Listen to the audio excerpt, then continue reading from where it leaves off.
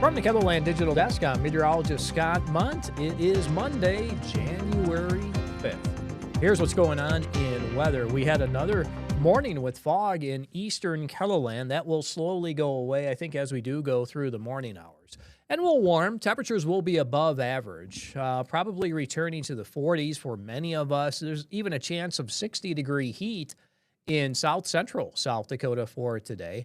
We'll cool, probably warm slowly through Wednesday. Then we'll start to cool.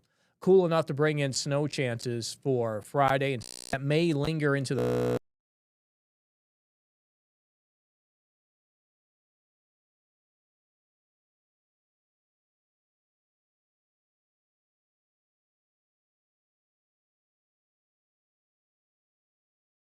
through, I would say, probably the first half of this month. So going for, well, the next week and a half, we'll probably have a lot of these days end up being above average. And you have to think of it this way, too, that our climate average high is 27 in Sioux Falls, and that's the coolest average high temperature that we have. I think it starts to warm by the 25th of January. That starts to slowly go up.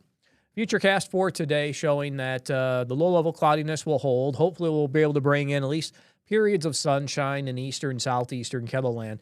Would like to mention that we have a better chance for sunshine today in south central, parts of western South Dakota, early in the day across the west, because as we get into this evening, clouds will thicken, and we're watching for this slight chance for a light wintry mix across western South Dakota, maybe some snow showers for the higher elevations of the hills. We don't have any headlines out right now.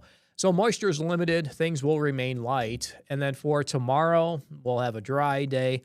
Try to mix up the atmosphere a little bit, though the winds will remain light, probably 5 to 15 miles per hour. And I don't anticipate strong winds until maybe Friday, Saturday. We'll talk more about that with our next slide coming up here in a bit. But there's Wednesday. There's the warmest day out of the week, with temperatures returning to the low 50s in southeastern South Dakota. So our expected wind gusts, I'll just let this thing play out today, tomorrow, Wednesday, Thursday. Yeah, we may have a couple of these wind gusts approach 20 miles per hour or more. But by the time we do get into Friday afternoon, notice we'll have a northwest wind. That will help bring in the cooler air. Also looking at some of these wind gusts of 30 miles per hour or more across western and south central South Dakota.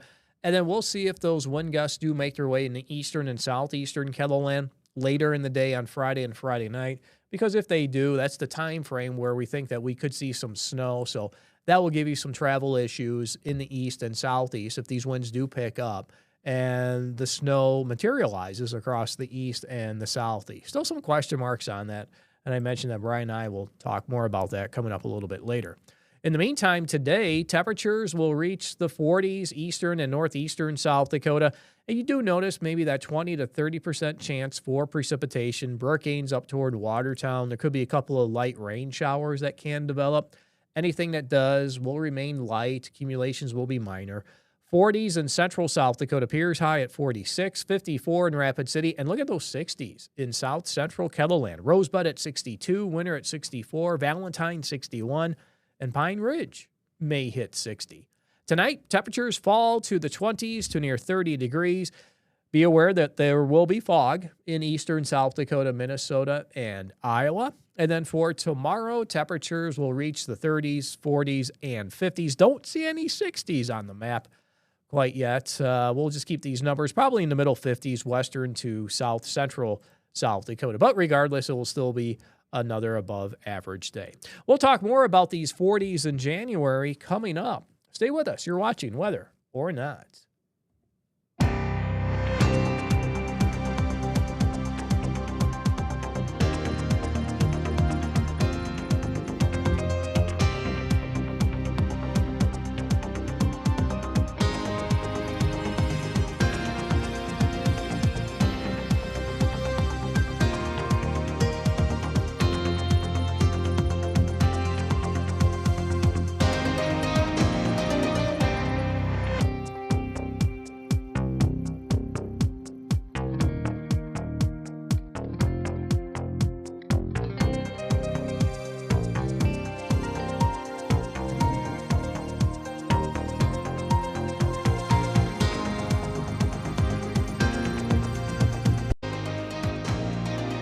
Welcome back to Whether or Not. We've been talking about temperatures being above average, it seems like, for the past couple of days. I think throughout much, that'd be a good stat, something for me to do.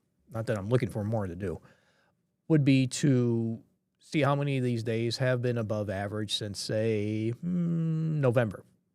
And then I'll just do some stats and show you that information. I just have to sit down and actually do that. But we are looking at a warm week. Temperatures will be above average.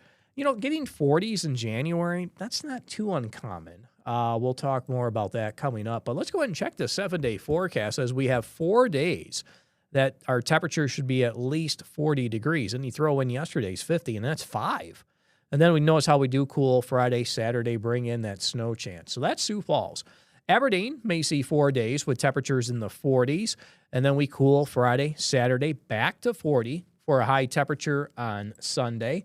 And central South Dakota, temperatures in the 40s and 50s through Thursday, cooler Friday, Saturday with numbers sliding to the 30s for highs. Snow shower chance in there at about 20%, back to the middle 40s on Sunday. So even when we cool, this cool weather, cooler temperatures, it doesn't last. Maybe a day or two, and then it's back to seeing these temperatures well above.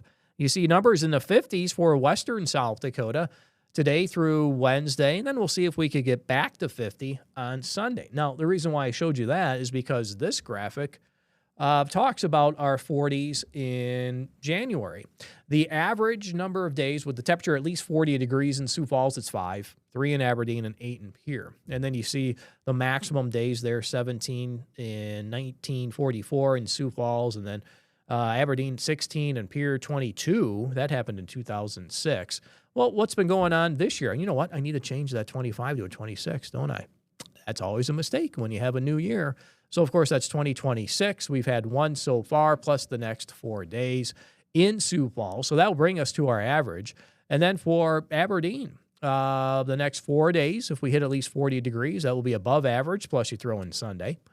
And then for Pierre, the next 4 days plus Sunday, that will bring us to 5 for the total of 2026. I know I have it labeled as 2025, but I will change that as we take it to break. And before we take it to break, I wanted to show you Rapid City. Now, I didn't do 40s. I did 50s because different climate in western KELOLAND. Their climate average highs, middle to upper 30s this time of year. We're still in the middle to upper 20s in eastern KELOLAND. So I did 50s as that threshold in Rapid City. 7 is the average for Rapid City of getting at least 50-degree weather in January. The maximum's been 17. That was back in 1919. And so far this year, 3 days plus the next 3 plus Sunday. So that will bring us up to our average of 7 since records have been kept in downtown Rapid City. Coming up in the next weather segment, we'll talk to meteorologist Brian Karstens and have a little more information on the snow coming up Friday and Friday night. Stay with us. You're watching Whether or Not.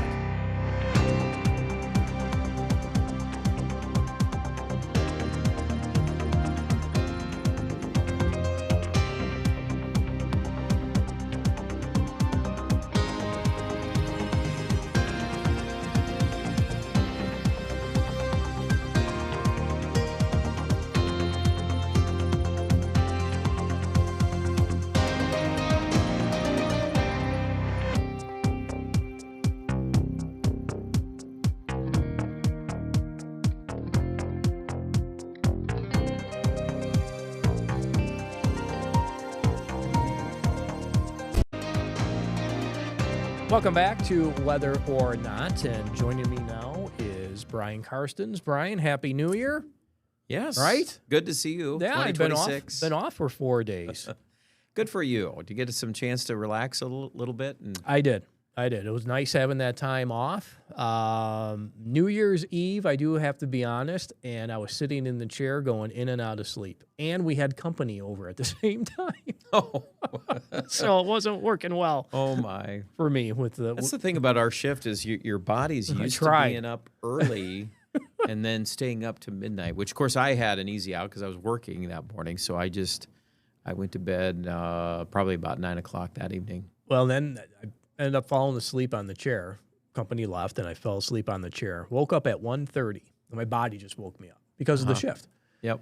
I look over the couch. Melanie's still awake. I go, how are you still awake? So, And it is man, it is part of the adaptations of, I guess, what we're used to in our lives. But it's just weird. yeah, times, and then daylight too. This time of year, everything's still, we're getting longer though. On We those are. Yeah, I days. told you that story. I still have lights up in the backyard, draped against the fence, more or less for the dogs, so they have light. Mm-hmm. And I was looking at those yesterday, a little bit after 5 o'clock, and I'm like, do they really need to be on? It's still light out. So I had them going on at 5, pushed it back to 5:30. Yep.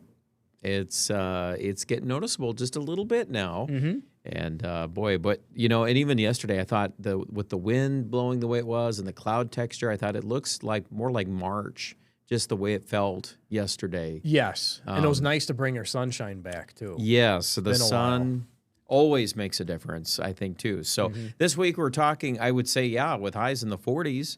It is March-like weather, isn't it? Yeah, we talked earlier about how often we hit 40s in January, but this time around, it's time to talk about maybe some snow that's trying to come in for Friday and maybe even lingering into Saturday. Why don't you go ahead and take it away on our jet stream pattern? Yeah, so we've got, actually, Scott, a trough building in the southwest. That's some different vocabulary. We haven't talked a lot about that for a while. Everything's been northwest flow. We've talked over and over and over about that. So let me bring this pattern up to speed here for you. We'll click the buttons here. And what this will do is this will take us out through the week. And as that trough is in place, it looks like we will get a system that'll deposit some snow in the Four Corners region. And you're going to see that popping up right here. That's some of that Pacific moisture that's going to come into northern Mexico and eventually kind of interacts with some Gulf moisture in Texas and Oklahoma. Now, is it a major storm? Well, at this point, no, but it is something, at least enough where we can jumpstart some things and start to see some action on radar in places that desperately need some snow. Colorado running a lot of big deficits, but you'll notice that there's a lot of rain on the front side of this going up through Missouri, Illinois. Could be a very rainy end of the week. And then the question is, how pronounced will this trough be? And you can see the jet really dives, doesn't it? It goes from Seattle all the way down to Phoenix, and then it kind of bends around into Texas. So within the depths of that trough, you're going to get some snow on the backside of that. And, I think it's fair to say the modeling is still, in a process of formulating ideas. We've got a few of them ourselves, but the track is definitely there for southeastern KELOLAND, picking up some snow. You'll see some model runs like this that pick up on Kansas. But, and anytime you see something like that, it's wise to pay attention. So don't just write this off, because even the southeast, there's been some AI modeling that's been a little more aggressive. I know you've been looking at that too here behind the scenes. Yeah, in fact, I do have this graphic. I was going to mention too, Brian, that there's a day 5 out from SPC. That's well to our south.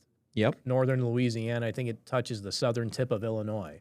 Yes. A day 5 for possibility of strong to severe weather. Absolutely. On Friday. Yeah, tornado outbreaks can happen in January to the south, and that may end up being the biggest part of that system. But you lead this off with the Canadian model. Yes, I see. I left a note for myself to check the Canadian model, because it does, in our system, it doesn't go out. It only goes out like maybe 48 hours. So yeah, we get the regional to, Canadian. We don't get the global. Right. And that's what this is. This is the global Canadian model. That we have some heavier snows. This is probably the higher end totals of all the models that we look at, but it's still something that we'll have to monitor. Notice how it is bringing in, 5, 6 inches? Not to say that's in the forecast. I'm just saying what the model's saying. Yep. 5, 6 inches of snow, south central, southeastern KELOLAND. But not every model is doing that, is it? Did you notice, too, that the Canadian, as it runs this through, it actually comes in Saturday with a separate little spin that comes in out of North Dakota and re-energizes some colder air for Saturday into Sunday, too. So it kind of paints this wintry picture. And when I saw this morning, I thought, just keep everything as is. Right there. Not going to, below zero. That's some cold, and the Canadians sometimes will be an early bird just to catch that, because the last couple of systems that have routed through here, I would say we definitely saw a lean in toward that more wintry scenario at the end. That's why we ended up with some headlines for blowing snow on that system last week. Up the winds. Yep. So just remember that this is something that can get a little bit more rambunctious. Now, the European model, I see you've got the 6Z run here. So that runs some snow, Nebraska and Iowa, but even that is showing a band of 4+, and that's, pretty sizable amount of snow. So that's the latest run that we have available to us right now. Let's take it back 6 hours ago. It seems like it was a little farther south, so we wanted to nudge it a little farther to the north with the latest run on the European. Let's check. You want to go ahead and do the GFS here? Yeah, let's look at that, see where it is. And it's obviously a little bit farther east. It has a lot of that into Wisconsin. Yeah. If not all of it into Wisconsin. Now, that's the 6Z run. Take it back 6 hours and head it southern Minnesota and northern Iowa. So when you look at all these models, they are painting a picture that we will have snow, we'll say, around in the area. Which one will hold true? Canadian, European, American? Maybe they all gel together. And if they do gel together, that might end up being across, northwestern Iowa. Mm-hmm.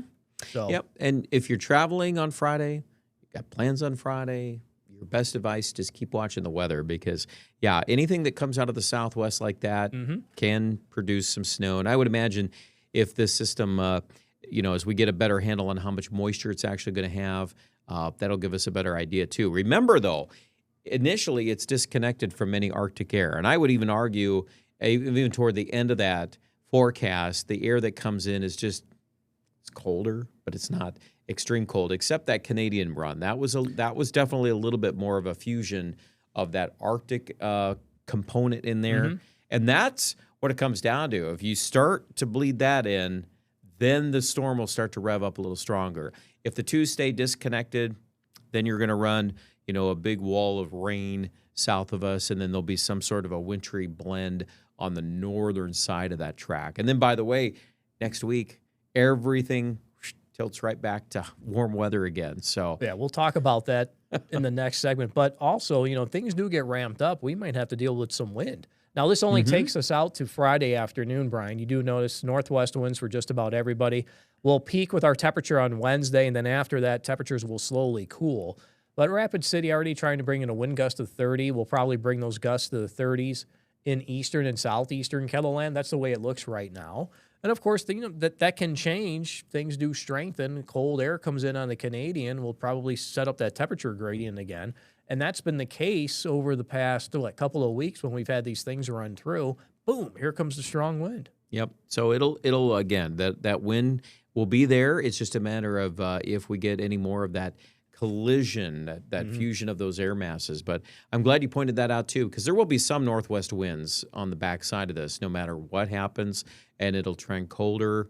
But that's all relative. 30s for highs, even if it's in the 20s for highs.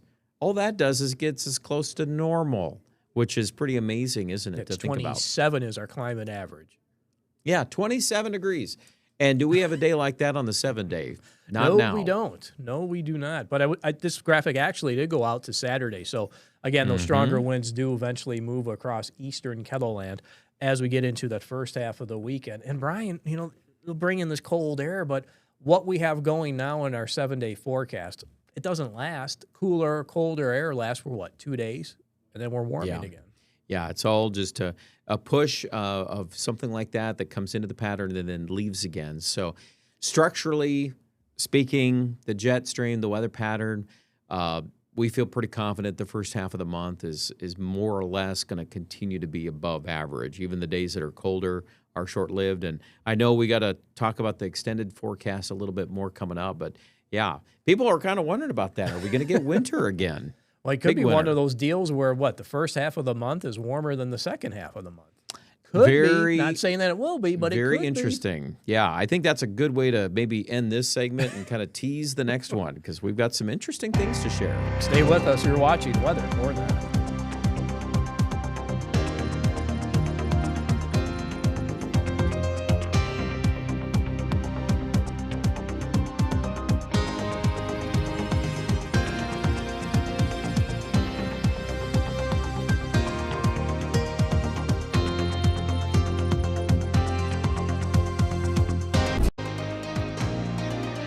Welcome to our last segment, and we always like to end it with our weather pattern, Brian. And things may start to change as we get into maybe the tail end of this month, the second half of the month. Yeah, we're kind of playing this animation out as above and below normal temperatures. So remember the purple or the magentas and the reds, that's all above normal.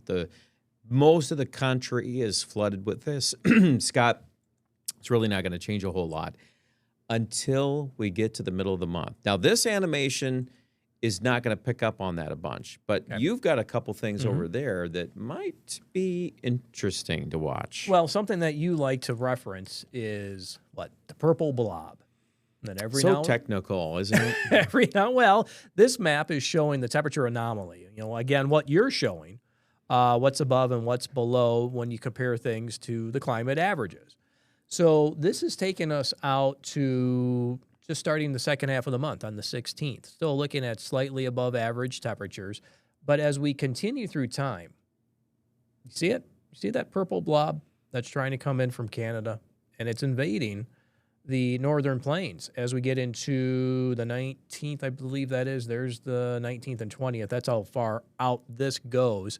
That's a lot of cold air. Does it bring any snow with it? Well, of course, it can, it may, but right now we're not looking at any huge systems, and it's a northwest flow, Brian. But we've had a lot of our snows come in on northwest flow. Yeah, and you can actually tell, too, on that graphic that there's two installments of cold because there's the one that goes to Texas. See how that gets all the original it goes front, all the way right down in here to the Gulf.